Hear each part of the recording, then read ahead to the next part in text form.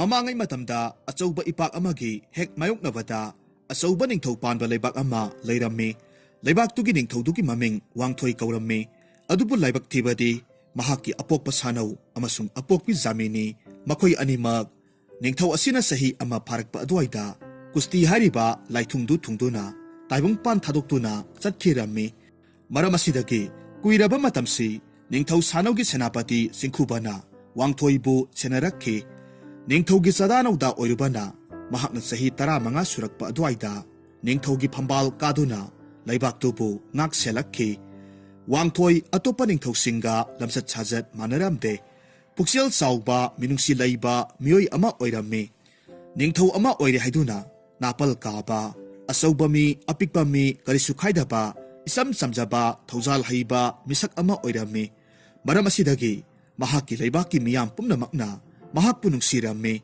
ꯑꯐꯕ ꯂꯝꯆꯠ ꯑꯗꯨꯕꯨ ꯀꯂꯛꯅꯐꯝꯁꯨ ꯑꯣꯏꯔꯝꯃꯤ꯫ ꯅꯣꯡꯃꯒꯤ ꯅꯨꯃꯤꯠ ꯑꯃꯗꯅꯤ ꯋꯥꯡꯊꯣꯏꯗꯨ ꯇꯨꯝꯂꯒꯦ ꯍꯥꯏꯗꯨꯅ ꯃꯍꯥꯛꯀꯤ ꯐꯤꯖꯣꯜꯗꯨ ꯍꯣꯡꯗꯣꯛꯂꯕ ꯃꯇꯨꯡ ꯍꯀꯥꯝ ꯋꯥ ꯋꯥ ꯆꯜꯂꯒ ꯃꯍꯥꯛꯀꯤ ꯐꯃꯨꯡꯗꯨ ꯁꯦꯝꯖꯤꯟ ꯁꯥꯖꯤꯜꯂꯝꯃꯤ꯫ ꯃꯇꯧ ꯑꯗꯨꯗ ꯃꯍꯥꯛꯄꯨ ꯁꯦꯟꯅꯖꯔꯤꯕ ꯃꯍꯥꯛꯀꯤ ꯃꯅꯥꯏ ꯑꯣꯏꯔꯤꯕ ꯃꯅꯥꯏ ꯇꯣꯝꯆꯧꯅ ꯍꯦꯛ ꯎꯕꯃꯛꯇꯗ ꯃꯃꯤꯠꯇꯨ ꯂꯥꯎꯊꯣꯛꯂꯒ ꯃꯆꯤꯟꯗ ꯑꯁ ꯍꯥꯏꯗꯨꯅ ꯊꯨꯅ ꯌꯥꯡꯅꯃꯛ ꯋꯥꯡꯊꯣꯏꯒꯤ ꯃꯅꯥꯛꯇ ꯆꯦꯟꯁꯤꯜꯂꯛꯂꯝꯃꯤ꯫ ꯑꯗꯨꯒ ꯌꯥꯝꯅ ꯄꯥꯈꯠꯅ ꯍꯥꯏꯔꯛꯈꯤ, ꯃꯥꯡꯂꯤꯗꯅ ꯀꯔꯤ ꯃꯇꯧꯅꯣ ꯏꯅꯤꯡꯊꯧ? ꯐꯃꯨꯡꯗꯨ ꯅꯅꯥꯏ ꯑꯩꯍꯥꯛ ꯁꯦꯝꯖꯤꯟꯖꯒꯦ꯫ ꯑꯩꯉꯣꯟꯗ ꯏꯅꯤꯡꯊꯧꯒꯤ ꯑꯄꯥꯝꯕ ꯈꯨꯗꯤꯡꯃꯛ ꯊꯧꯗꯥꯕꯤꯌꯨ꯫ ꯑꯇꯣꯞꯄ ꯀꯅꯥꯒꯨꯝꯕꯅ ꯎꯈꯤꯕ ꯊꯣꯛꯂꯕꯗꯤ ꯑꯩꯍꯥꯛꯀꯤ ꯏꯊꯧ ꯃꯁꯛ ꯈꯪꯗꯦ ꯍꯥꯏꯅꯈ꯭ꯔꯒꯅꯤ꯫ ꯃꯅꯥꯏꯗꯨꯒꯤ ꯋꯥꯗꯨ ꯇꯥꯔꯨꯕꯗ ꯉꯛꯅ ꯑꯁꯨꯝꯅ ꯈꯨꯝꯂꯛꯈꯤ, ꯀꯔꯤꯅꯣꯅꯦꯍꯦ ꯍꯥꯏꯔꯤꯕ ꯋꯥꯗꯨꯕꯣ? ꯌꯦꯡꯉꯣꯏ, ꯑꯩꯍꯥꯛꯀꯤ ꯈꯨꯠ 2 ꯄꯥꯜꯂꯤ, ꯈꯣꯡꯁꯨ 2 ꯄꯥꯜꯂꯤ꯫ ꯑꯩꯍꯥꯛꯁꯦ ꯁꯣꯏꯅꯥꯏꯕ ꯅꯤꯡꯊꯧ ꯑꯃꯁꯨ ꯅꯠꯇꯦ꯫ ꯏꯁꯥꯒꯤ ꯐꯃꯨꯡ ꯁꯦꯝ ꯁꯥꯕꯗ ꯀꯔꯤꯒꯤ ꯑꯇꯣꯞꯄ ꯃꯤꯑꯣꯏꯗ ꯊꯧꯗꯥꯒꯗꯧꯔꯤꯕꯅꯣ? ꯏꯅꯤꯡꯊꯧ, ꯅꯍꯥꯛꯇꯤ ꯂꯩꯄꯥꯛ ꯑꯁꯤꯒꯤ ꯅꯤꯡꯊꯧ ꯑꯃꯅꯤ, ꯑꯗꯨꯅ ꯃꯁꯤꯗꯤ ꯃꯅꯥꯏ ꯑꯃꯒꯤ ꯇꯧꯐꯝ ꯊꯣꯛꯄꯅꯤ꯫ ꯋꯥꯐꯝꯗꯨ ꯇꯥꯔꯨꯕꯗ ꯋꯥꯡꯊꯣꯏ ꯁꯣꯔ ꯁꯥꯡꯅ ꯍꯣꯟꯗꯣꯛꯂꯝꯃꯤ ꯑꯗꯨꯒ ꯍꯥꯏꯔꯛꯈꯤ, ꯍꯥꯏ, ꯂꯥꯟꯐꯝꯗ ꯂꯥꯟ ꯁꯣꯛꯅꯕ ꯆꯠꯄ ꯍꯥꯏꯕꯁꯦ ꯂꯩꯕꯥꯛꯇꯨꯒꯤ ꯅꯤꯡꯊꯧꯗꯨꯒꯤ ꯃꯊꯧ ꯅꯠꯇꯕ꯭ꯔꯅꯦꯍꯦ? ꯂꯩꯕꯥꯛ ꯑꯁꯤꯒꯤ ꯑꯃꯁꯨꯡ ꯑꯩ ꯏꯁꯥꯕꯨ ꯅꯤꯡꯇꯝꯕ ꯄꯨꯔꯛꯅꯕꯒꯤꯗꯃꯛ ꯍꯛꯊꯦꯡꯅꯅ ꯂꯥꯟꯊꯦꯡꯅꯒꯗꯧꯔꯤꯕꯅꯤ꯫ ꯑꯗꯨꯅ ꯑꯩꯍꯥꯛ ꯏꯁꯥꯃꯛꯀꯤ ꯊꯕꯛ ꯄꯨꯝꯅꯃꯛꯁꯨ ꯐꯅ ꯑꯔꯨꯕ ꯑꯣꯏꯁꯅꯨ ꯇꯧꯒꯗꯧꯔꯤꯕꯅꯤ꯫ ꯐꯔꯦ ꯐꯔꯦ, ꯅꯍꯥꯛꯁꯨ ꯊꯣꯛꯈ꯭ꯔꯣ, ꯑꯩ ꯄꯣꯊꯥꯔꯒꯦꯀꯣ꯫ ꯋꯥꯡꯊꯣꯏ ꯅꯤꯡꯊꯧ ꯑꯃ ꯑꯣꯏꯔꯦ ꯍꯥꯏꯗꯨꯅ ꯅꯥꯄꯜ ꯀꯔꯤꯃꯠꯇ ꯌꯥꯎꯗꯕ ꯏꯆꯝ ꯆꯝꯕ ꯃꯇꯧꯗꯨꯗ ꯃꯅꯥꯏꯗꯨ ꯄꯔꯥ ꯑꯃꯗꯤ ꯇꯝꯖꯔꯝꯃꯤ꯫ ꯊꯧꯒꯜꯂꯣꯟ ꯎꯠꯂꯝꯂꯕ ꯃꯇꯨꯡꯗ ꯃꯐꯝꯗꯨꯗꯒꯤ ꯊꯣꯛꯈꯤꯔꯝꯃꯤ꯫ ꯍꯥꯏꯔꯤꯕ ꯅꯨꯃꯤꯠꯁꯤꯒꯤ ꯑꯍꯤꯡꯗꯨꯗ ꯋꯥꯡꯊꯣꯏꯒꯤ ꯃꯪꯂꯥꯟꯗ ꯌꯥꯝꯅ ꯆꯥꯎ ꯁꯥꯡꯂꯕ ꯑꯉꯥꯡꯕ ꯃꯆꯨꯒꯤ ꯆꯤꯡꯂꯥꯏ ꯑꯃꯈꯛꯅ ꯌꯥꯝꯅ ꯀꯟꯊꯤ ꯊꯣꯛꯄ ꯃꯈꯩ ꯁꯥꯎꯔꯗꯨꯅ ꯑꯁꯨꯝꯅ ꯍꯥꯏꯔꯝꯃꯤ, ꯇꯥꯎꯍꯦ ꯄꯥꯡꯗꯕ ꯅꯤꯡꯊꯧ, ꯅꯨꯃꯤꯠ 10 ꯐꯥꯎꯕꯒꯤ ꯃꯅꯨꯡꯗ ꯑꯩꯍꯥꯛꯀꯤ ꯏꯅꯥꯏ ꯂꯥꯟꯃꯤꯁꯤꯡꯒ ꯄꯨꯟꯅ ꯅꯍꯥꯛꯀꯤ ꯂꯩꯕꯥꯛ ꯑꯗꯨꯗ ꯂꯥꯟꯗꯥꯕ ꯂꯥꯛꯂꯒꯅꯤ, ꯑꯗꯨꯒ ꯅꯍꯥꯛꯀꯤ ꯂꯨꯔꯦꯜ ꯀꯛꯀꯅꯤꯗꯣ꯫ ꯋꯥꯍꯩꯁꯤ ꯍꯦꯛ ꯍꯥꯏꯕ ꯂꯣꯏꯕꯒꯗꯤ ꯇꯥꯏꯕꯪ ꯃꯪꯐꯥꯎꯅꯔꯛꯇꯨꯅ ꯃꯤꯠꯀꯞ ꯈꯪꯊꯣꯛ ꯊꯣꯔꯛꯂꯝꯃꯤ꯫ ꯁꯣꯔ ꯊꯕꯦꯠ ꯊꯕꯦꯠ ꯍꯣꯟꯕ ꯃꯈꯩ ꯍꯥꯏꯔꯛꯈꯤ, ꯀꯔꯤ ꯃꯪꯂꯥꯟꯅꯣ ꯉꯁꯤꯒꯤ ꯃꯪ ꯑꯁꯤꯕꯣ? ꯑꯁꯤꯒꯨꯝꯕ ꯃꯪꯁꯤꯗꯤ ꯄꯨꯟꯁꯤ ꯑꯁꯤꯗ ꯑꯃꯨꯛ ꯐꯥꯎꯕ ꯃꯪꯈꯤꯗ꯭ꯔꯤ꯫ ꯑꯣꯟꯊꯣꯛꯅꯁꯨ ꯀꯤꯖꯈ꯭ꯔꯦꯗ꯫ ꯑꯁꯨꯝꯅ ꯍꯥꯏꯔꯒ ꯑꯗꯨꯃꯛ ꯀꯤꯅ ꯀꯤꯅ ꯇꯨꯝꯊꯈ꯭ꯔꯦ꯫ ꯍꯥꯏꯔꯤꯕ ꯅꯨꯃꯤꯠ ꯑꯁꯤꯗꯒꯤꯗꯤ ꯑꯉꯥꯡꯕ ꯆꯤꯡꯂꯥꯏꯗꯨ ꯃꯥꯒꯤ ꯃꯪꯂꯥꯟꯗ ꯇꯣꯏꯅ ꯇꯣꯏꯅ ꯂꯥꯛꯂꯝꯃꯤ, ꯑꯀꯤ ꯑꯈꯪ ꯀꯌꯥ ꯑꯃ ꯄꯣꯛꯍꯜꯂꯝꯃꯤ꯫ ꯃꯔꯝ ꯑꯁꯤꯗꯒꯤ ꯀꯔꯤ ꯂꯩꯕꯒꯦ ꯍꯥꯏꯕꯗꯨ ꯈꯪꯗꯣꯛꯂꯒꯦ ꯈꯟꯗꯨꯅ ꯋꯥꯡꯊꯣꯏꯅ ꯑꯃꯥꯏꯕꯤ ꯇꯣꯅꯨꯕꯨ ꯀꯣꯅꯨꯡꯗ ꯀꯥꯔꯛꯅꯕ ꯄꯥꯎ ꯆꯦꯟꯈꯤ꯫ ꯄꯥꯎꯗꯨ ꯍꯦꯛ ꯇꯥꯕꯒ ꯊꯤꯟꯊꯕ ꯇꯧꯗꯅ ꯑꯃꯥꯏꯕꯤ ꯇꯣꯅꯨ ꯂꯥꯛꯂꯝꯃꯤ, ꯑꯗꯨꯒ ꯅꯤꯡꯊꯧꯗ ꯈꯨꯔꯨꯝꯂꯒ ꯍꯥꯏꯔꯛꯈꯤ, ꯏꯅꯤꯡꯊꯧ, ꯅꯅꯥꯏ ꯑꯩꯍꯥꯛꯄꯨ ꯀꯧꯕꯤꯕꯕꯨ ꯀꯔꯤ ꯇꯥꯛꯄꯤꯒꯗꯕꯅꯣ? ꯋꯥꯡꯊꯣꯏꯅ ꯃꯍꯥꯛꯀꯤ ꯃꯪꯂꯥꯟꯗꯨꯒꯤ ꯃꯔꯝꯗ ꯍꯥꯏꯔꯝꯃꯤ꯫ ꯋꯥꯐꯝꯗꯨ ꯇꯥꯔꯨꯕꯗ ꯇꯣꯅꯨ ꯁꯣꯔ ꯑꯁꯥꯡꯕ ꯑꯃ ꯍꯣꯟꯗꯣꯛꯂꯒ ꯃꯀꯣꯛ ꯌꯥꯝꯅ ꯁꯥꯕꯒꯤ ꯃꯇꯧ ꯎꯠꯂꯝꯃꯤ꯫ ꯃꯇꯧꯗꯨꯗ ꯂꯥꯡꯇꯛꯅꯔꯕ ꯋꯥꯡꯊꯣꯏꯅ ꯑꯁꯨꯝꯅ ꯍꯥꯏꯔꯝꯃꯤ, ꯏꯃꯥꯒꯨꯝꯅꯕꯤ, ꯅꯆꯥ ꯑꯣꯏꯕ ꯑꯩꯉꯣꯟꯗ ꯆꯤꯡꯅꯕ ꯂꯩꯇꯅ ꯍꯥꯏꯕꯤꯌꯨ, ꯀꯔꯤꯒꯤ ꯃꯥꯏꯊꯣꯡ ꯃꯛꯁꯤꯜꯂꯤꯕꯅꯣ? ꯏꯅꯤꯡꯊꯧ, ꯋꯥꯐꯝꯁꯤ ꯑꯐ ꯅꯨꯡꯉꯥꯏꯗꯤ ꯑꯣꯏꯗꯕꯅ ꯇꯝꯐꯝ ꯈꯪꯗ꯭ꯔꯤꯕꯅꯤ꯫ ꯑꯗꯨꯕꯨ ꯐꯔꯦ, ꯍꯥꯏꯗꯕ ꯌꯥꯗ꯭ꯔꯕ ꯑꯣꯏꯕꯅ ꯇꯝꯂꯒꯦ꯫ ꯃꯨꯟꯅ ꯇꯥꯕꯤꯌꯨ꯫ ꯃꯪꯂꯥꯟꯗꯨꯒꯤ ꯃꯇꯨꯡ ꯏꯟꯅ ꯍꯥꯏꯔꯒꯗꯤ ꯀꯔꯤꯒꯨꯝꯕ ꯑꯆꯧꯕ ꯈꯨꯗꯣꯡꯊꯤꯕ ꯑꯃꯗꯤ ꯇꯥꯔꯒꯅꯤꯗꯣ꯫ ꯋꯥꯐꯝꯗꯨ ꯇꯥꯕꯗ ꯃꯃꯤꯠ ꯂꯥꯎꯊꯣꯛꯂꯒ ꯅꯤꯡꯊꯧꯅ ꯍꯥꯏꯔꯝꯃꯤ, ꯀꯔꯤ ꯍꯥꯏꯕ? ꯑꯩꯍꯥꯛ ꯋꯥꯐꯝꯗꯨꯕꯨ ꯋꯥꯈꯜ ꯇꯥꯕ ꯉꯝꯖꯗ꯭ꯔꯦ꯫ ꯑꯃꯨꯛꯇ ꯃꯌꯦꯛ ꯁꯦꯡꯅ ꯍꯥꯏꯕꯤꯌꯨ. ꯑꯩꯅ ꯈꯪꯗꯕ ꯀꯔꯤꯒꯨꯝꯕ ꯋꯥꯔꯤ ꯑꯃ ꯂꯩꯔꯝꯒꯗ꯭ꯔꯥ ꯍꯥꯏꯅ ꯈꯟꯖꯩꯗꯣ. ꯇꯣꯅꯨꯅ ꯁꯣꯔ ꯁꯥꯡꯅ ꯑꯃꯨꯛꯇꯪ ꯍꯣꯟꯗꯣꯛꯂꯒ ꯑꯁꯨꯝꯅ ꯃꯃꯥꯡꯉꯩꯒꯤ ꯃꯇꯝꯗ ꯊꯣꯛꯈꯤꯕ ꯋꯥꯔꯤ ꯈꯔ ꯂꯤꯔꯛꯂꯝꯃꯤ. ꯋꯥꯔꯤꯗꯤ ꯑꯁꯤꯅꯤ. ꯉꯁꯤꯗꯒꯤ ꯆꯍꯤ 14 ꯃꯃꯥꯡꯒꯤ ꯋꯥꯔꯤꯅꯤ. ꯃꯇꯝ ꯑꯗꯨꯗ ꯏꯁꯤꯡ ꯃꯅꯨꯡꯗ ꯈꯨꯟꯗꯥꯕ ꯂꯩꯕꯥꯛ ꯑꯃꯁꯨ ꯂꯩꯔꯝꯃꯤ. ꯋꯥꯡꯊꯣꯏꯒꯤ ꯑꯄꯣꯛꯄ ꯁꯥꯅꯧꯅ ꯅꯤꯡꯊꯧ ꯑꯣꯏꯅ ꯄꯥꯜꯂꯤꯉꯩ ꯃꯇꯝꯗꯨꯗ ꯃꯍꯥꯛꯅ ꯅꯣꯡꯃ ꯃꯇꯣꯝꯇ ꯆꯥꯎꯈ꯭ꯔꯕ ꯏꯁꯤꯡꯒꯤ ꯏꯄꯥꯛ ꯑꯗꯨꯗ ꯍꯤ ꯇꯣꯡꯂꯤꯉꯩ ꯈꯪꯍꯧꯗꯅ ꯁꯥꯐꯨ ꯀꯜꯂꯕ ꯏꯊꯠ ꯑꯃꯈꯛ ꯂꯥꯛꯄꯗꯒꯤ ꯍꯤꯗꯨ ꯏꯄꯥꯛꯇꯨꯗ ꯂꯨꯞꯊꯈꯤꯗꯨꯅ ꯌꯥꯝꯅ ꯁꯥꯊꯤꯅ ꯁꯤꯕ ꯌꯥꯕ ꯃꯈꯩ ꯁꯥꯅꯧ ꯏꯔꯥꯛꯅꯔꯝꯃꯤ. ꯃꯇꯝ ꯑꯗꯨꯗ ꯏꯁꯤꯡ ꯂꯩꯕꯥꯛꯀꯤ ꯅꯤꯡꯊꯧ ꯆꯔꯥꯏꯔꯣꯝꯕꯅ ꯈꯨꯗꯛ ꯑꯗꯨꯗ ꯃꯍꯥꯛꯄꯨ ꯀꯟꯕꯤꯔꯝꯃꯤ. ꯃꯇꯝ ꯑꯁꯤꯗꯒꯤ ꯍꯥꯏꯔꯤꯕ ꯅꯤꯡꯊꯧ ꯑꯅꯤꯗꯨ ꯑꯆꯦꯠꯄ ꯃꯔꯨꯞ ꯑꯣꯏꯅꯈꯤ. ꯑꯗꯨꯕꯨ ꯂꯨꯔꯤꯕꯗꯤ ꯆꯔꯥꯏꯔꯣꯝꯕꯒꯤ ꯖꯥꯇꯤꯒꯤ ꯑꯣꯏꯅꯗꯤ ꯃꯍꯩ ꯁꯛꯇꯤ ꯌꯥꯎꯖꯕꯅ ꯃꯔꯝ ꯑꯣꯏꯔꯒ ꯏꯁꯤꯡ ꯂꯩꯕꯥꯛ ꯑꯃꯁꯨꯡ ꯂꯩꯀꯪ ꯂꯩꯕꯥꯛ ꯑꯅꯤꯃꯛꯇ ꯍꯤꯡꯕ ꯉꯝꯃꯤ. ꯃꯁꯤꯒꯤ ꯇꯥꯏꯑꯣꯟꯅꯕꯗ ꯁꯥꯅꯧꯗꯤ ꯏꯁꯤꯡ ꯃꯅꯨꯡꯗ ꯁꯣꯔ ꯍꯣꯟꯕ ꯉꯝꯗꯕꯅ ꯏꯁꯤꯡꯒꯤ ꯂꯩꯕꯥꯛꯀꯤ ꯀꯣꯅꯨꯡ ꯑꯗꯨꯕꯨ ꯅꯣꯡꯃꯇ ꯎꯕ ꯐꯪꯂꯝꯗꯦ. ꯑꯃꯨꯛꯇꯪ ꯎꯖꯔꯕꯗꯤ ꯈꯟꯗꯨꯅ ꯅꯤꯡꯖꯔꯝꯃꯤ. ꯁꯥꯅꯧꯒꯤ ꯅꯨꯡꯉꯥꯏꯇꯕꯗꯨ ꯎꯕꯗ ꯆꯔꯥꯏꯔꯣꯝꯕꯅ ꯀꯔꯤ ꯇꯧꯔꯒ ꯃꯍꯥꯛꯀꯤ ꯃꯇꯥꯎꯒꯤ ꯑꯋꯥꯕꯁꯤ ꯀꯣꯛꯍꯟꯒꯗꯒꯦ ꯍꯥꯏꯅ ꯑꯁꯨꯝ ꯋꯥꯈꯜ ꯈꯜꯂꯝꯃꯤ. ꯉꯥꯏꯍꯥꯛ ꯈꯜꯂꯕ ꯃꯇꯨꯡꯗ ꯋꯥꯈꯜ ꯑꯃꯈꯛ ꯂꯥꯛꯇꯨꯅ ꯃꯍꯥꯛꯀꯤ ꯑꯉꯝ ꯑꯊꯧ ꯑꯃꯁꯨꯡ ꯈꯨꯟꯖꯥꯁꯤꯡ ꯄꯨꯝꯅꯃꯛ ꯀꯣꯅꯨꯡꯗ ꯀꯧꯈꯠꯂꯝꯃꯤ. ꯑꯗꯨꯒ ꯃꯈꯣꯏ ꯑꯄꯨꯟꯕꯒꯤ ꯃꯍꯩ ꯁꯤꯖꯤꯟꯅꯔꯒ ꯂꯩꯀꯪ ꯂꯩꯕꯥꯛ ꯑꯃꯁꯨꯡ ꯏꯁꯤꯡ ꯂꯩꯕꯥꯛ ꯑꯅꯤꯁꯤ ꯆꯪꯊꯣꯛ ꯆꯪꯁꯤꯟ ꯌꯥꯅꯅꯕ ꯍꯥꯏꯗꯨꯅ ꯆꯥꯎꯈ꯭ꯔꯕ ꯏꯄꯥꯛꯇꯨꯒꯤ ꯃꯅꯨꯡꯗ ꯂꯝꯕꯦꯜ ꯌꯥꯎꯕ ꯁꯨꯔꯨꯡ ꯑꯃꯈꯛ ꯁꯦꯝꯂꯝꯃꯤ. ꯃꯁꯤꯗꯒꯤ ꯁꯥꯅꯧꯗꯨꯁꯨ ꯃꯍꯥꯛꯀꯤ ꯈꯨꯟꯖꯥ ꯀꯌꯥ ꯄꯨꯔꯛꯇꯨꯅ ꯂꯩꯕꯥꯛꯇꯨꯒꯤ ꯐꯖꯕ ꯀꯌా ꯑꯗꯨꯕꯨꯁꯨ ꯌꯦꯡꯖꯔꯝꯃꯤ. ꯀꯨꯏꯅ ꯅꯤꯡꯖꯔꯛꯄ ꯃꯪꯂꯥꯟ ꯊꯨꯡꯖꯔꯦ ꯈꯜꯂꯨꯕꯗ ꯁꯥꯅꯧꯗꯨ ꯉꯝꯈꯩ ꯂꯩꯇꯅ ꯍꯔꯥꯎꯕ ꯄꯣꯛꯂꯝꯃꯤ. ꯑꯁꯨꯝꯅ ꯃꯇꯝ ꯈꯔꯒꯤ ꯃꯇꯨꯡꯗ ꯏꯁꯤꯡꯒꯤ ꯅꯤꯡꯊꯧ ꯆꯔꯥꯏꯔꯣꯝꯕꯒꯤ ꯂꯣꯏꯅꯕꯤ ꯃꯪꯂꯦꯝꯕꯤꯗꯨ ꯃꯀꯨꯝ ꯃꯊꯥ ꯁꯨꯔꯛꯂꯗꯨꯅ ꯑꯉꯥꯡ ꯎꯅꯔꯝꯃꯤ. ꯃꯁꯛ ꯃꯇꯧ ꯌꯥꯝꯅ ꯆꯪꯈꯣꯜꯂꯕꯤ ꯃꯃꯣꯝ ꯑꯃꯈꯛ ꯐꯪꯖꯕꯗꯨꯗ ꯌꯥꯝꯅ ꯍꯔꯥꯎꯔꯝꯃꯤ. ꯍꯔꯥꯎꯕ ꯐꯣꯡꯗꯣꯛꯄ ꯑꯣꯏꯅ ꯀꯨꯝꯍꯩ ꯑꯃꯁꯨ ꯁꯤꯜꯂꯝꯃꯤ. ꯃꯗꯨꯗ ꯂꯩꯀꯪꯒꯤ ꯅꯤꯡꯊꯧ ꯁꯥꯅꯧ ꯑꯃꯁꯨꯡ ꯑꯉꯝ ꯑꯊꯧ ꯀꯌꯥꯁꯨ ꯀꯧꯔꯝꯃꯤ. ꯑꯍꯥꯎ ꯑꯊꯨꯝ ꯀꯌꯥ ꯃꯔꯨꯝ ꯆꯥꯃꯤꯟ ꯊꯛꯃꯤꯟꯅꯔꯝꯃꯤ. ꯁꯥꯅꯧꯅ ꯍꯥꯏꯔꯛꯈꯤ, "ꯏꯇꯥꯎ, ꯃꯇꯥꯡꯕꯨꯗꯤ ꯆꯥꯗꯦ ꯍꯥꯏꯕꯕꯨ ꯅꯍꯥꯛꯀꯤ ꯑꯃꯠꯇ ꯌꯥꯎꯖꯕꯤ ꯅꯃꯣꯝꯁꯦ ꯑꯩꯍꯥꯛꯀꯤ ꯆꯍꯤ ꯑꯃꯠꯇ ꯉꯥꯏꯔꯤꯕ ꯏꯆꯥꯅꯨꯄꯥꯁꯤꯒꯤ ꯏꯃꯧ ꯑꯣꯏꯔꯒꯗꯕꯅꯤꯀꯣ." "ꯏꯇꯥꯎ, ꯅꯪꯉꯣꯟꯗ ꯑꯩꯍꯥꯛꯀꯤ ꯏꯆꯥꯅꯨꯄꯤꯁꯤ ꯊꯥꯖꯗꯅ ꯀꯔꯝꯕ ꯂꯩꯕꯥꯛꯇ ꯊꯥꯖꯔꯨꯅꯤ? ꯍꯌꯦꯡꯋꯥꯏ ꯃꯈꯣꯏꯅ ꯃꯄꯨꯡ ꯐꯥꯅ ꯆꯥꯎꯔꯕ ꯀꯥꯟꯗ ꯆꯥꯎꯅ ꯂꯨꯍꯣꯡꯊꯣꯛꯂꯒ ꯂꯣꯏꯔꯦꯗꯅ." ꯑꯁꯨꯝꯅ ꯍꯥꯏꯅꯔꯒ ꯅꯣꯛꯃꯤꯟꯅꯩ. ꯑꯃꯔꯣꯝꯗꯅ ꯌꯥꯝꯅ ꯊꯥꯞꯂꯕ ꯃꯤ ꯄꯣꯡ ꯇꯥꯗ꯭ꯔꯕ ꯆꯤꯡꯖꯥꯎ ꯑꯃꯗ ꯐꯠꯇ꯭ꯔꯕ ꯍꯤꯡꯁꯥ ꯌꯥꯏꯇꯝꯕ ꯆꯤꯡꯂꯥꯏ ꯉꯥꯛꯇꯅ ꯄꯥꯟꯕ ꯂꯩꯕꯥꯛ ꯑꯃꯗꯅꯤ. ꯑꯁꯪꯕ ꯃꯆꯨꯒꯤ ꯆꯤꯡꯂꯥꯏ ꯑꯃꯅ ꯃꯈꯣꯏꯒꯤ ꯂꯨꯆꯤꯡꯕꯗ ꯑꯁꯨꯝꯅ ꯍꯥꯏꯔꯝꯃꯤ, "ꯂꯨꯆꯤꯡꯕ, ꯂꯨꯆꯤꯡꯕꯕꯨ ꯏꯀꯥꯏ ꯈꯨꯝꯅꯕ ꯎꯠꯆꯔꯤ. ꯑꯩꯍꯥꯛꯄꯨ ꯏꯊꯥ ꯊꯥꯖꯗꯅ ꯀꯧꯕꯤꯔꯛꯄ ꯑꯁꯤꯕꯨ ꯀꯔꯤ ꯇꯥꯛꯄꯤꯒꯗꯕꯅꯣ?" "ꯑꯩꯅ ꯅꯍꯥꯛꯄꯨ ꯀꯧꯕꯗꯤ ꯑꯇꯩ ꯀꯔꯤꯒꯤꯁꯨ ꯅꯠꯇꯦꯗꯣ. ꯃꯃꯥꯡꯊꯛꯇ ꯅꯍꯥꯛꯅ ꯍꯥꯏꯈꯤꯕ ꯑꯩꯒꯤ ꯑꯅꯧꯕ ꯃꯈꯜꯒꯤ ꯁꯛꯇꯤꯗꯣ ꯃꯗꯨꯒꯤꯗꯃꯛꯇꯅꯤ. ꯅꯍꯥꯛꯅ ꯍꯥꯏꯈꯤꯕ ꯃꯇꯝꯗꯨ ꯉꯁꯤꯗꯤ ꯃꯄꯨꯡ ꯐꯥꯔꯕꯣꯏ ꯈꯜꯂꯤꯗꯣ." ꯋꯥꯐꯝꯗꯨ ꯇꯥꯔꯨꯕꯗ ꯃꯅꯥꯏꯗꯨ ꯅꯨꯡꯁꯨꯛ ꯅꯨꯡꯖꯥꯅꯕ ꯃꯇꯧ ꯎꯠꯂꯒ ꯍꯥꯏꯔꯛꯈꯤ, "ꯂꯨꯆꯤꯡꯕ, ꯉꯁꯤ ꯅꯨꯃꯤꯠ ꯑꯁꯤꯒꯤ ꯑꯌꯨꯛ ꯌꯦꯟꯗꯥ ꯑꯉꯟꯕ ꯃꯇꯝꯗ ꯃꯇꯤꯛ ꯃꯌꯥꯏ ꯆꯦꯜꯂꯕꯤ ꯑꯉꯥꯡꯗꯣ ꯇꯥꯏꯕꯪ ꯃꯪꯐꯥꯎꯅꯈ꯭ꯔꯕꯅꯤ. ꯑꯗꯨꯕꯨ ꯂꯨꯔꯤꯕ ꯋꯥ ꯑꯃꯗꯤ ꯍꯩ ꯁꯤꯡꯕꯗ ꯊꯧꯅꯥ ꯐꯕꯗ ꯃꯃꯤꯡ ꯆꯠꯂꯕ ꯂꯩꯀꯪ ꯅꯤꯡꯊꯧꯒ ꯑꯆꯦꯠꯄ ꯉꯥꯏꯁꯦꯟ ꯑꯣꯏꯅꯕꯒꯤ ꯋꯥꯔꯤ ꯁꯥꯅꯈ꯭ꯔꯦ." ꯋꯥꯗꯨ ꯇꯥꯔꯨꯕꯗ ꯂꯨꯆꯤꯡꯕꯗꯨ ꯃꯩ ꯍꯧꯅ ꯁꯥꯎꯕ ꯃꯈꯩ ꯍꯥꯏꯔꯛꯈꯤ, "ꯀꯔꯤ ꯍꯥꯏꯕ? ꯑꯁꯨꯛ ꯀꯨꯏꯕ ꯃꯇꯝꯁꯤ ꯑꯩꯅ ꯃꯤꯠꯀꯨꯞ ꯑꯃ ꯐꯥꯎꯕ ꯃꯥꯡꯍꯟꯗꯕ ꯃꯈꯩ ꯉꯥꯏꯔꯒ ꯂꯥꯛꯂꯒ ꯂꯃꯈꯥꯡꯗ ꯃꯥꯡꯍꯟꯕꯗꯤ ꯑꯩꯍꯥꯛ ꯈꯛ ꯄꯥꯝꯗꯦ. ꯑꯩꯍꯥꯛꯀꯤ ꯂꯩꯖꯔꯤꯕ ꯁꯛꯇꯤ ꯑꯁꯤꯗꯒꯤ ꯑꯍꯦꯟꯕ ꯐꯪꯅꯅꯕ ꯍꯣꯠꯅꯗꯕ ꯌꯥꯗꯦ." ꯃꯅꯥꯏꯗꯨꯅ ꯈꯨꯝꯃꯤ, "ꯂꯨꯆꯤꯡꯕ, ꯇꯥꯛꯄꯤꯌꯨ, ꯅꯅꯥꯏ ꯑꯩꯍꯥꯛ ꯀꯔꯤ ꯇꯧꯖꯧ ꯍꯥꯏꯕꯅꯣ?"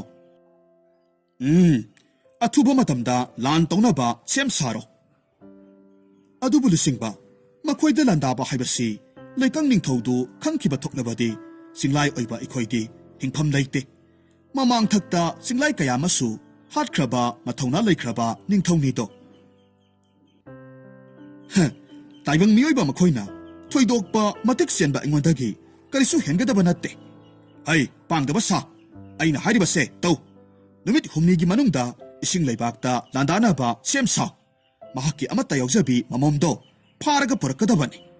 ꯑꯩꯍꯥꯛꯀꯤ ꯁꯛꯇꯤ ꯍꯦꯟꯅ ꯂꯩꯍꯟꯗꯕ ꯌꯥꯗꯦ ꯁꯛꯇꯤ ꯁꯦꯟꯕꯤ ꯃꯆꯥꯅꯨꯄꯤꯗꯨꯒꯤ ꯃꯇꯦꯡꯅ ꯑꯩꯕꯨ ꯍꯦꯟꯅ ꯑꯀꯟꯕ ꯆꯤꯡꯂꯥꯏ ꯑꯣꯏꯍꯟꯒꯗꯧꯔꯤꯕꯅꯤ ꯃꯗꯨ ꯑꯣꯏꯔꯕꯗꯤ ꯃꯇꯝ ꯆꯨꯞꯄꯒꯤ ꯑꯩꯉꯣꯟꯗꯒꯤ ꯍꯦꯟꯅ ꯃꯇꯤꯛ ꯃꯌꯥꯏ ꯀꯜꯂꯕ ꯀꯅꯥꯁꯨ ꯂꯩꯔꯔꯣꯏ ꯑꯁꯨꯝꯅ ꯆꯤꯡꯂꯥꯏꯁꯤꯡꯗꯨ ꯂꯥꯟꯗꯥꯅꯕꯒꯤꯗꯃꯛ ꯂꯥꯟꯒꯤ ꯄꯣꯔꯝ ꯀꯌꯥꯃꯔꯨꯝ ꯌꯥꯠꯄ ꯍꯧꯔꯝꯃꯤ ꯃꯊꯪꯒꯤ ꯅꯨꯃꯤꯠꯇꯅꯤ ꯆꯔꯥꯏꯔꯣꯝꯕꯗꯨ ꯃꯍꯥꯛꯀꯤ ꯄꯣꯛꯄꯗ ꯉꯥꯏꯔꯤꯕꯤ ꯃꯆꯥꯅꯨꯄꯤꯕꯨ ꯅꯨꯡꯉꯥꯏꯇꯅ ꯌꯦꯡꯂꯒ ꯂꯩꯔꯝꯃꯤ ꯃꯇꯧꯗꯨꯗ ꯃꯍꯥꯛꯀꯤ ꯅꯨꯄꯤꯅ ꯉꯛꯅ ꯍꯥꯏꯔꯝꯃꯤ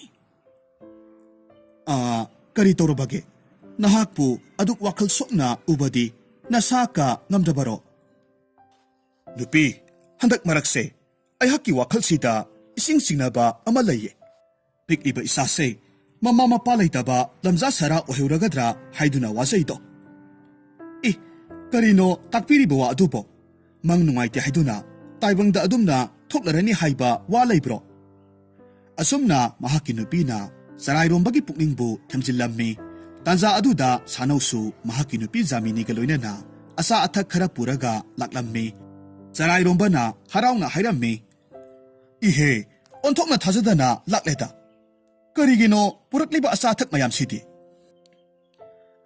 ꯏꯇꯥꯎ ꯎꯅꯗꯕꯁꯨ ꯀꯨꯏꯔꯦ ꯑꯗꯨꯅ ꯂꯥꯛꯂꯤꯕꯅꯤ ꯉꯔꯥꯡ ꯑꯩꯒꯤ ꯃꯪꯂꯥꯟꯗ ꯅꯍꯥꯛꯄꯨ ꯎꯔꯝꯃꯦ ꯑꯗꯨꯗ ꯑꯅꯥ ꯑꯌꯦꯛꯀ ꯌꯥꯎꯔꯕ ꯖꯥꯠꯂꯥ ꯍꯥꯏꯗꯨꯅ ꯂꯥꯛꯂꯤꯕꯅꯤ ꯃꯤꯠꯀꯨꯞ ꯑꯗꯨꯗ ꯖꯥꯃꯤꯅꯤꯒ ꯆꯔꯥꯏꯔꯣꯝꯕꯒꯤ ꯅꯨꯄꯤꯒꯗꯤ ꯆꯥꯛꯈꯨꯝꯂꯣꯝꯗ ꯑꯆꯥ ꯑꯊꯛ ꯈꯔ ꯁꯦꯝꯅꯕ ꯆꯪꯈ꯭ꯔꯦ ꯁꯥꯅꯧꯅ ꯅꯨꯡꯉꯥꯏꯇꯅ ꯍꯥꯏꯔꯝꯃꯤ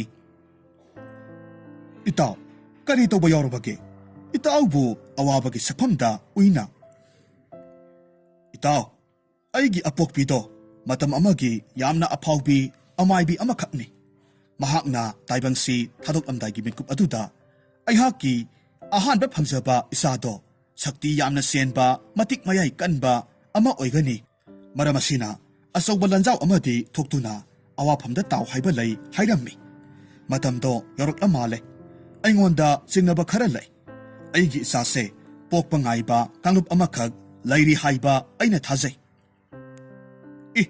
ꯑꯗꯨꯕꯨ ꯏꯇꯥꯎ ꯀꯔꯤ ꯃꯔꯝꯒꯤꯅꯣ ꯅꯆꯥꯅꯨꯄꯤꯕꯨ ꯄꯣꯛꯄ ꯉꯥꯏꯔꯤꯕꯗꯤ ꯏꯇꯥꯎ ꯁꯛꯇꯤ ꯆꯦꯟꯕ ꯑꯁꯤꯒꯤꯗꯃꯛꯅꯤ ꯑꯗꯨꯕꯨ ꯏꯇꯥꯎ ꯑꯩ ꯅꯐꯝꯗ ꯃꯔꯨ ꯑꯣꯏꯕ ꯄꯣꯠꯁꯛ ꯑꯃꯈꯛ ꯁꯤꯟꯅꯒꯦ ꯅꯍꯥꯛꯅ ꯆꯦꯛꯁꯤꯟꯅ ꯉꯥꯛ ꯁꯦꯟꯅꯗꯨꯅ ꯊꯝꯕꯤꯌꯨꯀꯣ ꯐꯠꯇꯕꯁꯤꯡꯒꯤ ꯃꯈꯨꯠꯇꯗꯤ ꯇꯥꯍꯟꯕꯗꯤ ꯄꯥꯝꯗꯦ ꯑꯁꯨꯝꯅ ꯍꯥꯏꯗꯨꯅ ꯑꯉꯥꯡꯕ ꯃꯆꯨꯒꯤ ꯃꯣꯏꯕꯨꯡ ꯑꯃꯈꯛ ꯌꯥꯝꯅ ꯆꯦꯛꯁꯤꯟꯅ ꯁꯤꯟꯅꯔꯛꯂꯝꯃꯤ ꯁꯥꯅꯧꯁꯨ ꯄꯣꯠꯁꯛ ꯑꯗꯨꯕꯨ ꯌꯥꯝꯅ ꯂꯨꯝꯅ ꯂꯧꯔꯝꯃꯤ ꯑꯗꯨꯕꯨ ꯉꯁꯥꯏ ꯃꯈꯩ ꯃꯈꯣꯏ ꯑꯅꯤꯅ ꯁꯥꯟꯅꯔꯤꯕ ꯋꯥꯔꯤ ꯄꯨꯝꯅꯃꯛ ꯖꯥꯗꯨ ꯍꯩꯕꯤ ꯆꯤꯡꯂꯥꯏ ꯑꯃꯅ ꯀꯨꯔꯥꯛ ꯑꯃꯒꯤ ꯁꯛꯂꯣꯟ ꯂꯧꯔꯒ ꯂꯣꯏꯅꯃꯛ ꯇꯥꯍꯧꯔꯝꯃꯤ ꯃꯁꯤꯗꯒꯤ ꯄꯥꯎ ꯄꯨꯝꯅꯃꯛ ꯐꯠꯇꯕ ꯆꯤꯡꯂꯥꯏꯗꯨꯗ ꯇꯝꯂꯝꯃꯤ ꯆꯤꯡꯂꯥꯏꯗꯨꯅ ꯍꯥꯏꯔꯛꯈꯤ ꯇꯥꯔꯤꯕ꯭ꯔꯥ ꯍꯌꯦꯡꯃꯛ ꯏꯁꯤꯡꯒꯤ ꯂꯩꯕꯥꯛ ꯑꯗꯨꯗ ꯂꯥꯟꯗꯥꯅꯕꯒꯤꯗꯃꯛ ꯁꯦꯝ ꯁꯥꯔꯣ ꯈꯨꯠꯁꯨ ꯈꯨꯠꯂꯥꯏ ꯄꯨꯝꯅꯃꯛ ꯊꯧꯔꯥꯡ ꯇꯧꯔꯣꯍꯦ ꯑꯗꯨꯕꯨ ꯏꯅꯤꯡꯊꯧ ꯌꯥꯝꯅ ꯃꯔꯨ ꯑꯣꯏꯕ ꯄꯣꯠꯁꯛ ꯑꯃꯗꯤ ꯂꯩꯀꯪ ꯂꯩꯕꯥꯛꯀꯤ ꯅꯤꯡꯊꯧ ꯑꯗꯨꯅ ꯄꯥꯏꯁꯤꯜꯂꯒ ꯊꯝꯈ꯭ꯔꯦ ꯃꯗꯨꯅ ꯃꯇꯧ ꯀꯔꯝꯅ ꯂꯧꯒꯗꯧꯔꯤꯕ ꯃꯗꯨꯒꯤ ꯅꯤꯡꯊꯧꯗꯣ ꯇꯧꯒꯦꯇ ꯉꯝꯕꯅꯤ ꯃꯈꯣꯏꯗ ꯂꯥꯟꯗꯥꯔꯨꯕ ꯍꯥꯏꯕꯁꯤ ꯑꯩꯈꯣꯏꯒꯤ ꯆꯤꯡꯂꯥꯏꯒꯤ ꯂꯥꯟꯃꯤ ꯀꯌꯥꯃꯔꯨꯝ ꯁꯤꯕ ꯁꯣꯛꯄ ꯌꯥꯎꯗꯧꯔꯤꯕꯅꯤ ꯑꯗꯨꯅ ꯅꯍꯥꯛꯅ ꯏꯁꯤꯡ ꯂꯩꯕꯥꯛꯀꯤ ꯅꯤꯡꯊꯧꯒꯤ ꯁꯛꯂꯣꯟ ꯂꯧꯔꯒ ꯃꯐꯝꯗꯨꯗ ꯀꯧꯊꯣꯛꯂꯕ ꯃꯇꯨꯡꯗ ꯄꯣꯠꯁꯛꯇꯣ ꯃꯨꯟꯅꯕ ꯍꯣꯠꯅꯁꯤ ꯑꯍꯣꯏ ꯐꯒꯅꯤ ꯂꯨꯆꯤꯡꯕ ꯑꯗꯨꯗꯤ ꯑꯩꯍꯥꯛ ꯈꯨꯠꯂꯥꯏꯒꯤ ꯑꯋꯥꯠ ꯑꯄꯥ ꯑꯃꯨꯛꯇ ꯌꯦꯡꯂꯨꯈꯤꯒꯦ ꯑꯁꯨꯝꯅ ꯍꯥꯏꯗꯨꯅ ꯆꯠꯈ꯭ꯔꯦ ꯑꯃꯔꯣꯝꯗ ꯁꯥꯅꯧꯗꯨ ꯃꯍꯥꯛꯀꯤ ꯂꯩꯕꯥꯛ ꯌꯧꯔꯕꯗ ꯄꯤꯔꯛꯈꯤꯕ ꯃꯣꯏꯕꯨꯡꯗꯨ ꯉꯥꯏꯍꯥꯛ ꯃꯨꯟꯅ ꯌꯦꯡꯂꯒ ꯍꯥꯏꯔꯝꯃꯤ ꯃꯁꯤꯗꯤ ꯑꯩꯅ ꯁꯨꯝ ꯄꯥꯏꯔꯒ ꯂꯩꯔꯕꯗꯤ ꯃꯥꯡꯈꯤꯕ ꯅꯠꯇ꯭ꯔꯒꯅ ꯊꯝꯐꯝ ꯀꯥꯎꯊꯣꯛꯈꯤꯕꯁꯨ ꯌꯥꯏ ꯑꯗꯨꯅ ꯑꯩꯒꯤ ꯏꯆꯥꯅꯨꯄꯥꯒꯤ ꯉꯛꯁꯝꯗ ꯍꯦꯛꯇꯃꯛ ꯁꯤꯖꯤꯟꯕꯤꯔꯒꯦ ꯃꯗꯨ ꯑꯣꯏꯔꯕꯗꯤ ꯑꯩꯅ ꯅꯨꯡꯇꯤꯒꯤ ꯑꯉꯥꯡ ꯄꯝꯕ ꯃꯇꯝꯗ ꯂꯤꯛꯇꯨ ꯎꯔꯕꯅꯤꯅ ꯀꯥꯎꯔꯔꯣꯏꯗꯣ ꯑꯁꯨꯝꯅ ꯍꯥꯏꯔꯒ ꯄꯟꯊꯕ ꯇꯧꯗꯅ ꯃꯃꯥ ꯃꯆꯥꯒꯤ ꯃꯅꯥꯛꯇ ꯂꯥꯛꯂꯝꯃꯤ ꯑꯗꯨꯒ ꯂꯪꯂꯥ ꯇꯔꯦꯠꯅ ꯃꯔꯤ ꯑꯣꯏꯗꯨꯅ ꯃꯆꯥꯅꯨꯄꯥ ꯑꯗꯨꯗ ꯁꯤꯖꯤꯟꯕꯤꯔꯝꯃꯤ ꯖꯥꯃꯤꯅꯤꯅ ꯌꯥꯝꯅ ꯉꯛꯅ ꯍꯥꯏꯔꯝꯃꯤ ꯀꯗꯥꯏꯗꯒꯤ ꯄꯨꯔꯛꯂꯤꯕ ꯂꯤꯛꯅꯣ ꯅꯍꯥꯛꯅ ꯁꯤꯕꯤꯔꯤꯕ ꯑꯁꯤꯕꯣ ꯏꯇꯥꯎꯅ ꯄꯤꯔꯛꯄꯅꯤ ꯃꯁꯤ ꯀꯩꯗꯧꯅꯨꯡꯗ ꯂꯧꯊꯣꯛꯀꯅꯨꯀꯣ ꯑꯔꯥꯏꯕ ꯏꯆꯝ ꯆꯝꯕ ꯃꯣꯏꯕꯨꯡ ꯅꯠꯇꯦ ꯃꯊꯪꯒꯤ ꯅꯨꯃꯤꯠꯇꯅꯤ ꯑꯍꯤꯡ ꯊꯦꯡꯂꯕ ꯃꯤꯁꯤꯛ ꯃꯤꯔꯥꯎꯈꯨꯜ ꯇꯥꯗ꯭ꯔꯕ ꯃꯇꯝ ꯑꯗꯨꯗ ꯆꯔꯥꯏꯔꯣꯝꯕꯗꯨ ꯑꯄꯣꯛꯄꯤ ꯃꯃꯥꯒꯤ ꯋꯥꯍꯩ ꯑꯗꯨꯅ ꯃꯔꯝ ꯑꯣꯏꯔꯒ ꯃꯤꯠꯀꯨꯞ ꯈꯨꯗꯤꯡ ꯑꯋꯥ ꯄꯣꯠꯂꯨꯝ ꯄꯨꯕꯗꯒꯤ ꯇꯨꯝꯊꯕ ꯌꯥꯔꯝꯗꯦ ꯃꯍꯥꯛꯀꯤ ꯀꯣꯅꯨꯡꯗꯨꯗꯒꯤ ꯊꯣꯔꯛꯇꯨꯅ ngayhak asum hangchit langjarami. Tanza aduda minin khara phangbagum tawrammi. Mahakna munna seksina taraba matungdadi yamna pakhatpa amaga loinana hairakki. Hi? Masidi kanagumba kharana ayhakki leibak asida lakpagum tawi. Masi soidanamak landaba lakpa oiramni. Asumna hairaga magi konungi aroiba mafam adu phauba kakhatlammi. Landaba lakle haiba khangnabagidamag thamliba dholdu kanna thilammi. Masidagi tumlaga lairamba lanmising amadi leibaktugi miyoi pumnamag mitkap thoknaraklammi. Kuchu khulai thinarammi. Adubu khulai paiba nangdringai phatraba singlai gi lanmising aduna mitrangi maibul kaya marum mitrang tauraga langsilaklammi. Yum kai kaya marum mai saknarammi. Thawai tabu hinghurabadi khanduna Raja miyam singsu mafam marang khangdana koisen chenarammi. Minungsi yaudana ising leibaki miyoi sing adubu loinamak hatuklammi. Sarai rombasu oireroi khanduna pairamba mahaki thangsangdu leimaida thadarammi. Khu kuntharaga mahaki nupi amadi masa nupi gi maikai romda nungaitana yenglammi. Adubu khanghaude jinglai makok aduna sarai rombabu tunglomdagi thangna thilakki. Aduga panthaba tawdana amuk mahaki nupi na leiriba kadugi thongzaudu kaukhairami. Aduga magi nupidu hatoklaba matungda masa nupidubu mullaga puraga chatki. Mataw aduda leimaida taraga leiriba sarairombadi karisu tawba ngamda siba ngaina leiba tarammi. Jinglai makok aduna hairakki. Hai taribra ayhaki inaisa mafamsida miyoi kharadi lotlaga soidanamak leiramni. Makhoi singdo seksina thidoklaba matungda hatokadabani. Masidagidi singlai manai sing aduna ising leibaki mafam khudingmak changduna koithi thirammi. Aduga lotlaga leiramba miyoi pumnamak hatoklammi. Singlai makok aduna nupi masadubu pamlaga laknarammi. Pikliba taibang mirol tadriba angangdudi thokliba thaudoksi khangjadabanina haraungna noksarammi. Mitkup kharagi matungda manai singdu laklammi. Aduga hairammi. Lusingba aikoina loinamak satuna lotlaga leiramba miyoi singdo lemna thadana hatoksare. Phare phare nakhoigi achauba mana ama aina soidanamak pini. Laklo mafamsi thadokuna chatlasi. Asumna hainaraga chatnakhre. Asumna numituma haukre. Mathangi anganba matamdani sanaudi thokriba thodok pumnamak amata khangdabana nungtigi matawgum ayuk nganna hauraga masanupabu pamlaga leirammi. Zamini su makutta asa athak khara puraktuna sanaugi manakta phamtharammi. Matamaduda khanghaudana ningthaugi pambomdu chonglaklammi. Maduda mahakna hairakki. Karino na hai pambom sibo unsa phaktok toba makhai chongliba sibo. Zamini na khumlakki. Ho handak marakse mapal thokmandabaduda pangkhan khanjinbagi oirini ye. Hariba tanja aduda jinglai na sayon tauraga sarairombagi saklon lauraga hatu laklammi. Mataw aduda sanauna nakna hairammi. Itaw kari taurabage aduk pakhatna chelakpadi. Itaw ayhakki nupido mabuk thilli haiduna karinoma tahore yarabadi amukta chalusi. Asumna hairaga chatke tawba matamdadi sanaugi manai khara inarake tawrammi. Saklon lauribaduna hairakki. Itaw yarabadi nahaki lani singse amukta lahelamko. Ayhakki nupini nahauribase aduna makhoi yawba haibase ayhak pamjade. Wafamdu tarubada karisu singnaba leitana yathoklammi. Chatlage tawringai Zamini na amuk hairakki. Ngaibiko aisu laksage nupidi nupitana awaba khangadawbani. Nakhoi nupana khangdaba laina oiramlabadi aina ngamdawribani. Singlaina sayon tawribaduna ngaihak munna khallaba matungda yaningbagum yaningdabagum tawrammi. Adubu singlakhigani khanduna yathoklammi. Masidagi pikliba wangthoibu Senapati Singkhubada sinaramlaba matung makhoi ahumdu chatkre. Mitkup kharagi matungda isinggi leibaktu yoksilaklammi. Adubu oiramliba matoksing aduda pungak ngakre. Zamini di mihat mipun kayadu ubaduda wakhal sokhibadagi wanthagadawre. Sanaungna yamna pakhatna hairakki. Itaw karino ayhakki mitmangda uriba mayam sibo. Kanagumba singna lan tarakle hairabadi aigi iphamda nanai ama tharaklaga paudamba kaidawbage. Asumna hek haiba loibagadi mahakna urakhi mahakki hek mitmangda charairomagi asiba haksangdu taraga leiramle madu uba matamda khangle nasaidagi charairombani khalluriba sidi kanagumba amagi sakloni haibasi khanglakhi mitkup adumaktada jadu haiba singlaidu masagi saktamda onthoraklammi jaminibu tana thillaga hatokre aduga sanaubusu makhong makhut loinamak phajillaga hairakhi nahaki natauna nafamda sinakhiba posaktu kadaida thammi madu aingonda sinau natrabadi nathwaidu mangani sanangna khummi nahakna hairaga aina hekta pigadauba natte itawgi mafamda aina sakhiba wasak aina hingliba makhaidi laikha khak tahalloi matau asumna sanaudu yaba kauba leitre masidagidi jadu haibi singlaidu sauraklammi maramaduna minungsi heitana sanaubu hatoklammi thokhiba thodok-singsi ngasaidagi amaibi tonuna loinamak uhaurammi mahakti ngarangi ahingdudagi maina khara waiduna sakpadagi isingda luptuna mai sakpadu phahallaba matungda lainunggi mafam amada awasaina khanglaga wakhal mangduna leirakpani mahakna wakhal tarakpa matamdadi phatraba singlaiduna laikang lebaki ningthau amadi laimarembibu hatokhibadu uhaurammi maduda mahak kibana thumakhibadagi masin makhadu siktuna khangjarammi asumna lairingai tanjaduda singlai lusingba amadi manai kayama laktuna wa tanarammi jadu haibi singlai aduna hairakhi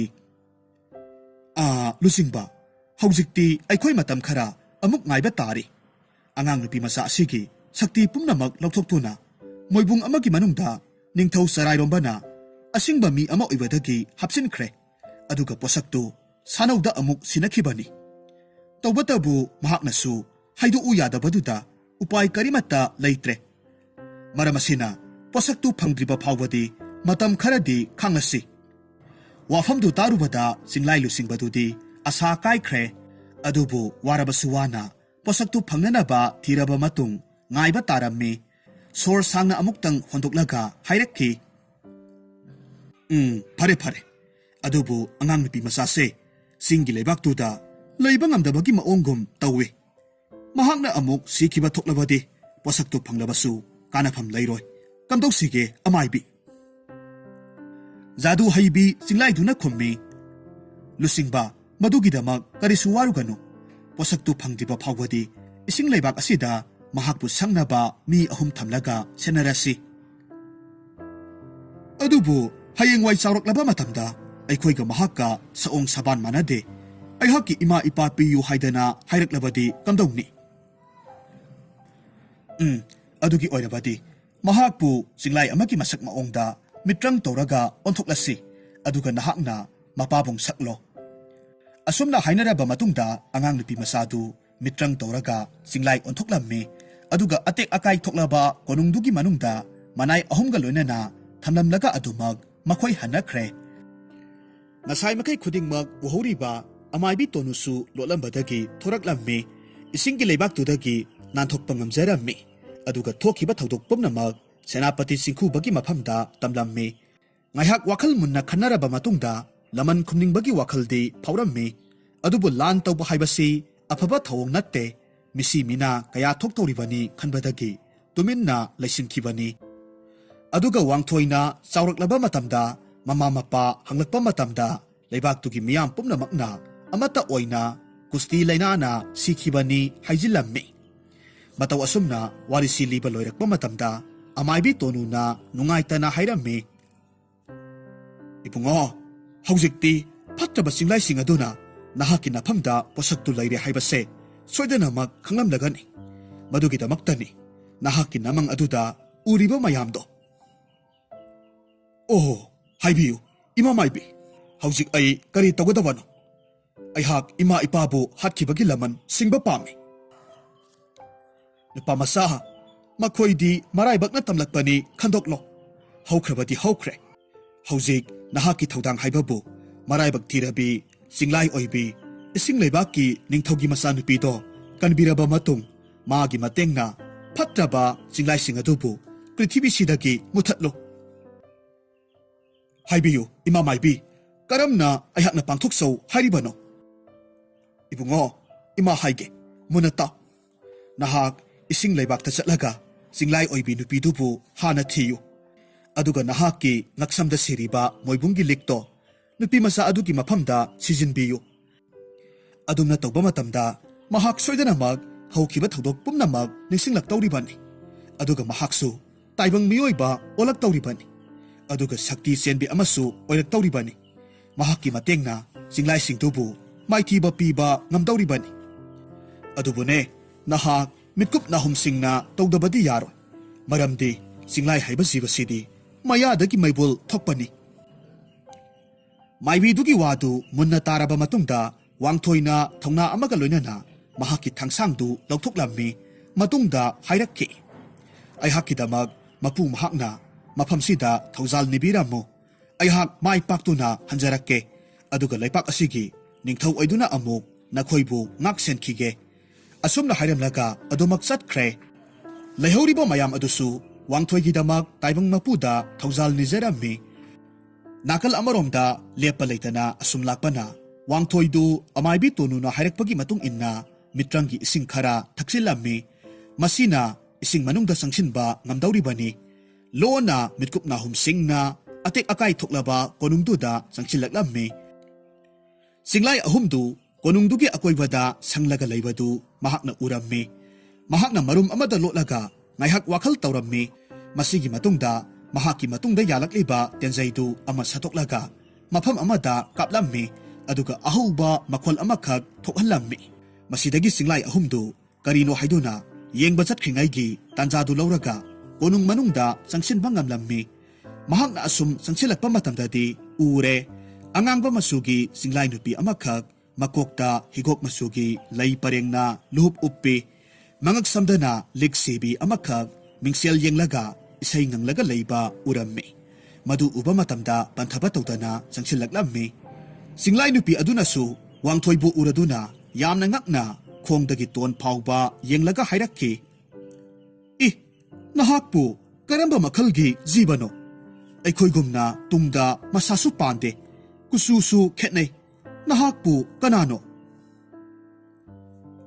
sakhelabi aihaksi taibang miyoiba haibaduni singlai nupidudi matam sangna kuina ising leibaktagi mapal sukthok thoktana singlai kayana sanglaga leirakpa aduda taibang miyoiba haibasi ngasitamag ujarammi yamna ngakna hairakki o nakhoidi taibang mapu mahakna onthokna phajanabu semlakhre nasaksu phajai aisu nakhoigumba oiba pami sakhelabi nahak tasengna taibang miyoiba oiningbra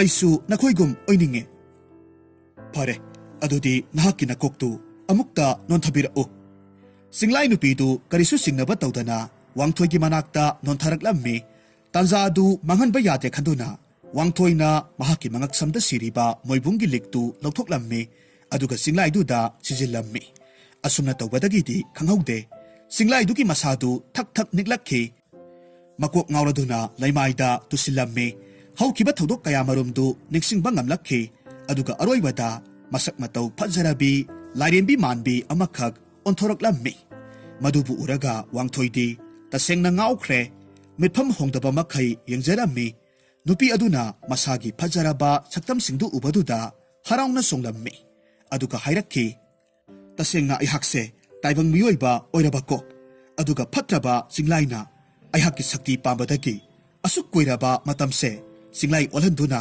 sarangda thambagum thambiramba oire khangani aihakki ima ipagi leibak amadi miyoi pumnamak mang takhankibagi damak nakhoibusu tumna hatokani aduga laman khumni tanja aduda mapalda lairiba singlai ahumdusu makhol ama tai haiduna sangchilakhi adubu hai singlaba wangthoina mahaki tentu kaplaga makhoi loinamak hatoklammi masidagi makhoi anidu laikang lebak tamna laklammi ahanba oina prithibhi ki phajaraba kangphalda khong lebak tajabaduda nupidudi yamna haraurammi wangthoina hairakki sakhelabi nahaki mingbu kari kaubage aihakki mingdi aina taibang mirol tadringai thonbirambana karino haiba khangjahoudre o phare adu oirabadi ꯅꯍꯥꯛꯀꯤ ꯃꯤꯡꯁꯦ ꯏꯁꯤꯡꯗ ꯁꯥꯠꯄꯤ ꯊꯝꯕꯥꯜꯒꯨꯝꯅ ꯅꯤꯡꯊꯤꯖꯩ ꯑꯗꯨꯅ ꯊꯝꯕꯥꯜ ꯍꯥꯏꯅ ꯍꯦꯛꯇꯃꯛ ꯊꯣꯜꯂꯁꯤ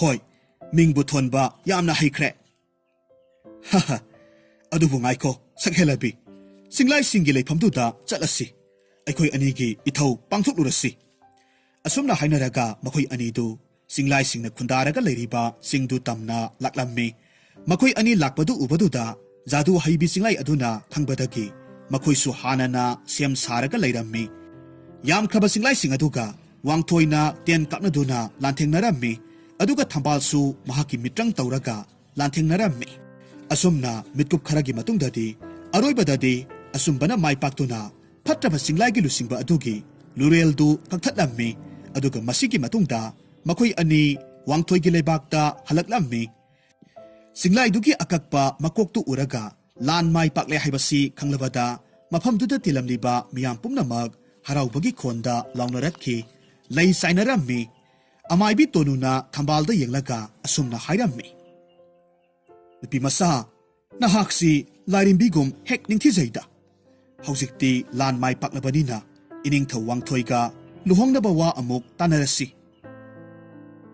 ꯋꯥꯐꯝꯗꯨ ꯇꯥꯔꯨꯕꯗ ꯃꯈꯣꯏ ꯑꯅꯤꯗꯨ ꯏꯀꯥꯏꯅ ꯌꯦꯡꯅꯔꯝꯃꯤ ꯁꯦꯅꯥꯄꯇꯤ ꯆꯤꯡꯈꯨꯕꯅ ꯃꯣꯃꯣꯟ ꯅꯣꯛꯇꯨꯅ ꯍꯥꯏꯔꯛꯈꯤ ꯅꯈꯣꯏ ꯑꯅꯤꯁꯦ ꯄꯤꯛꯂꯤꯉꯩ ꯃꯇꯝꯗ ꯅꯃꯥ ꯅꯄꯥ ꯑꯣꯏꯕꯁꯤꯡꯅ ꯅꯆꯥ ꯏꯆꯥ ꯄꯤꯅꯁꯤ ꯍꯥꯏꯗꯨꯅ ꯑꯆꯦꯠꯄ ꯃꯔꯤ ꯊꯝꯅꯈ꯭ꯔꯕꯅꯤ ꯑꯗꯨꯅ ꯀꯔꯤꯁꯨ ꯏꯀꯥꯏꯅꯤꯡꯉꯥꯏ ꯋꯥꯐꯝ ꯂꯩꯇꯦ ꯋꯥꯡꯊꯣꯏ ꯑꯃꯁꯨꯡ ꯊꯝꯕꯥꯜ ꯊꯃꯣꯏꯒꯤ ꯑꯣꯏꯕ ꯄꯥꯎ ꯐꯥꯎꯅꯗꯨꯅ ꯐꯣꯡꯗꯣꯛꯅꯔꯕ ꯃꯇꯨꯡꯗ ꯂꯨꯍꯣꯡꯕꯗꯨ ꯃꯁꯥꯅ ꯌꯥꯅ ꯈꯨꯗꯛ ꯑꯗꯨꯗ ꯂꯩꯕꯥꯛ ꯄꯨꯡꯖꯥꯎ ꯊꯤꯟꯗꯨꯅ ꯌꯥꯝꯅ ꯆꯥꯎꯅ ꯂꯨꯍꯣꯡꯂꯝꯃꯤ ꯅꯨꯃꯤꯠ ꯑꯁꯤꯗꯒꯤ ꯍꯧꯔꯒ ꯏꯁꯤꯡ ꯂꯩꯕꯥꯛ ꯑꯗꯨꯗ ꯃꯤ ꯈꯔ ꯈꯨꯟꯗꯥꯍꯟꯗꯨꯅ ꯃꯥꯡ ꯇꯥꯛꯂꯨꯔꯕ ꯀꯌꯥ ꯑꯗꯨꯕꯨ ꯃꯦꯟꯈꯠꯂꯝꯃꯤ ꯑꯁꯨꯝꯅ ꯋꯥꯡꯊꯣꯏ ꯑꯃꯗꯤ ꯊꯝꯕꯥꯜꯗꯨ ꯅꯨꯡꯉꯥꯏ ꯌꯥꯏꯐꯅ ꯂꯩꯕꯥꯛꯇꯨꯒꯤ ꯅꯤꯡꯊꯧ ꯑꯃꯁꯨꯡ ꯂꯩꯃꯔꯦꯝꯕꯤ ꯑꯣꯏꯗꯨꯅ ꯄꯥꯟꯈꯤ